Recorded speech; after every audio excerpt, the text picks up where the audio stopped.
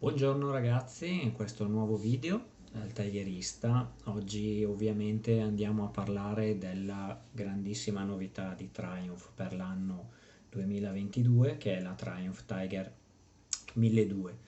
Ovviamente moto nuovissima, colma di novità per quanto riguarda la gamma 1200, colma di novità a livello anche mondiale per quanto riguarda alcuni sistemi di assistenza alla guida. Per noi tigeristi 900 alcune cose già viste. Andiamo con ordine. Nuova Tiger finalmente fa ordine, nel senso che come la 900 si declina sostanzialmente in due macro appunto modelli, la Tiger appunto Rally e la Tiger GT. A loro volta le Tiger sono Rally Pro e Rally Explorer, e le Tiger Pro e le Tiger GT sono GT Pro e GT Pro Explorer. Le due varianti Explorer hanno la differenza di avere un enorme serbatoio da 30 litri anziché 20 litri solo. Quindi questa è la distinzione intanto a livello di gamma.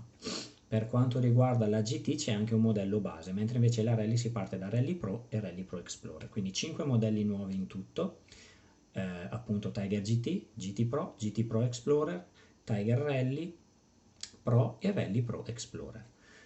Detto questo, passiamo subito a quali sono appunto secondo me i grandissimi lavori che sono stati fatti sulla moto.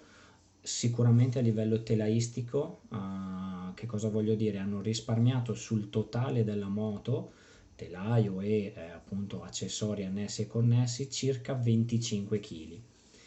Io mi sarei aspettato un pochettino di più, però c'è anche da dire che per il tipo di moto è veramente tanto. 25 kg sono proprio tanti. Un peso complessivo, non parliamo di borse e quant'altro, di circa 230 kg, che le fa comunque pesare circa 35 kg in più della 900, e comunque significa una riduzione notevole di peso rispetto al modello precedente. Da dove sono andati a togliere questo peso?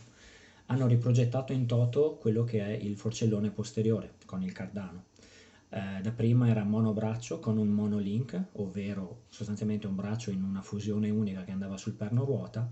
Invece su questa nuova Triumph 1200 Tiger debutta il cosiddetto forcellone Trilink. Trilink che cosa vuol dire? Molto banalmente che c'è il cardano, un braccio superiore e un braccio inferiore che va praticamente a unirsi sul perno ruota. Questo fa sì però che non si possa usare la soluzione a monobraccio, ma quindi hanno studiato di fare un bibraccio, diciamo tradizionale, diciamo a destra e a sinistra vedete questi due monobraccio e tirante sopra che compaiono nella moto. Nelle versioni precedenti non c'era. Perde un po' di bellezza perché comunque il monobraccio è bello, non c'è niente da fare, però qua si guadagna peso e tanto, e probabilmente anche un po' di rigidità torsionale del posteriore. Altro punto importante dove sono andati a lavorare per il peso è il telaietto posteriore, quello imbullonato al telaio anteriore, che è completamente in alluminio, compreso anche le pedane, mentre invece precedentemente era in acciaio. Era stato fatto in acciaio, si era detto all'epoca, per poterlo saldare in ogni parte del mondo. In realtà l'alluminio pesa di meno e alla fine è meglio optare per questo, direi.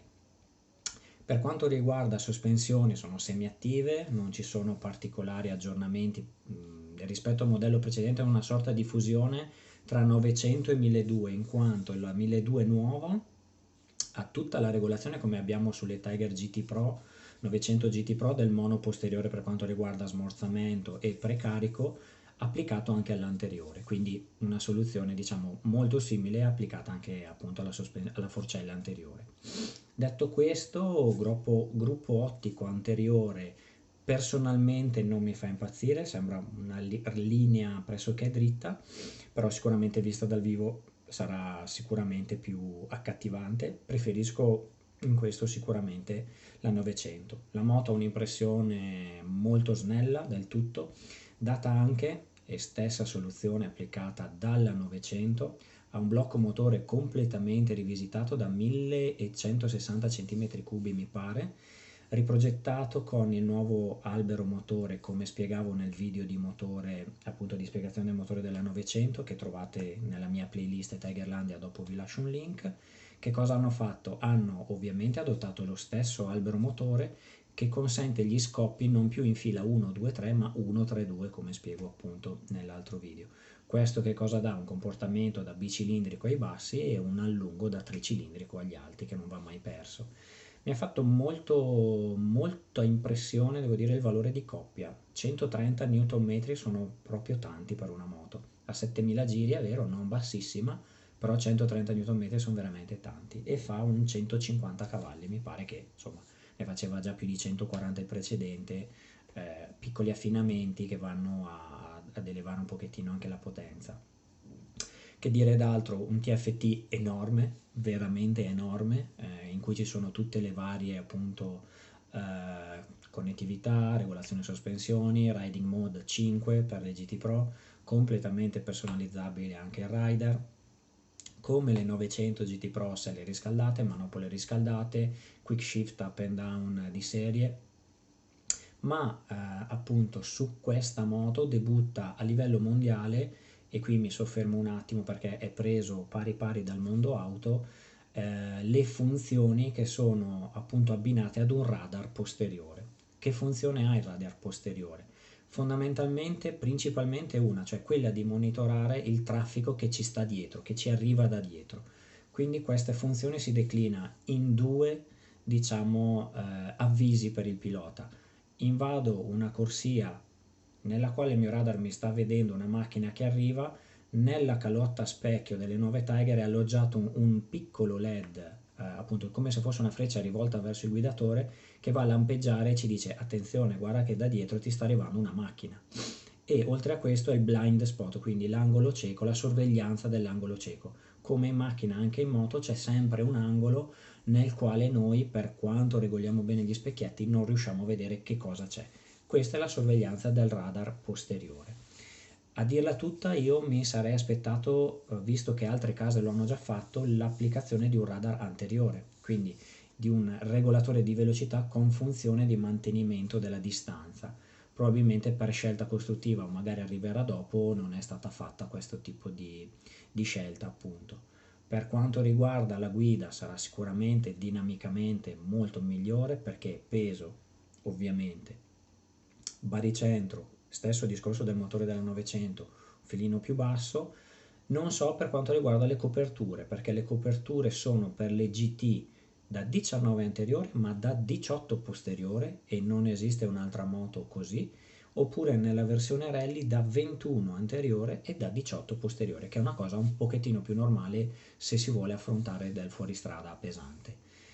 Ciò detto, mi soffermo un attimino ancora sul discorso del peso. È vero che è stato fatto un grosso lavoro di alleggerimento, 25 kg, però alla fine mi viene da dire che comunque sarà una moto pesante, nel senso che è 230 e più senza le borse. Una volta che presumo quasi tutti i clienti di questa moto andranno ad abbinarvi almeno le valigie laterali in alluminio, si va sicuramente con le valigie piene su una moto di 260 kg, una cosa del genere, 255, e vuol dire comunque sempre una differenza di 30-40 kg rispetto al 900, che secondo me resteranno ancora un'arma vincente per la 900 ovviamente.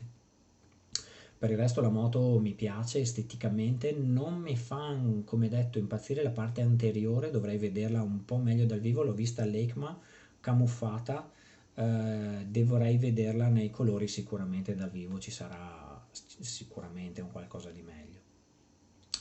Ultimo aspetto che vado a toccare è quello più dolente, il prezzo. Costa veramente veramente tanto. Se pensate a una versione completa, una Rally Pro Explorer, siamo intorno ai 25 senza tanti optional, e che vuol dire rispetto a una 900 un disavanzo di 9, 8, 9, 10 mila euro. Non so se secondo me ne vale tanto la pena, ma questo segmento richiede questo tipo di posizionamento anche di prezzo sicuramente. Basta guardare le dirette rivali, cosa costa una multistrada, cosa costa un GS, cosa costa una KTM 1290, e siamo più o meno purtroppo su queste cifre. Dico purtroppo perché comunque sì, è comunque un bel investimento. Queste moto, a detta di Triumph, sono fatte per girare il mondo. Spendiamo questi soldi per girare il mondo. Ciò detto, ragazzi, aspetto solo di poterla vedere, toccare dal vivo in concessionaria e poter provare eventualmente appena sarà sicuramente video con le impressioni a caldo, appunto.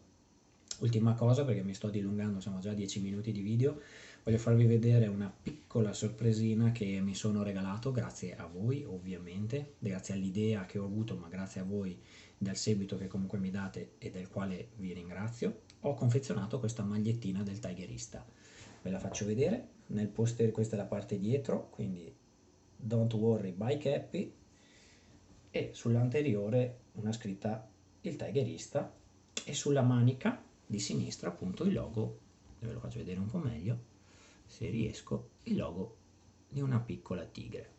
Questa è una maglietta che ho fatto per me, quindi quando arriveranno periodo di giri moto estivi mi vedrete appunto in giro con questa, sapete che il pirla che vi parla sono io.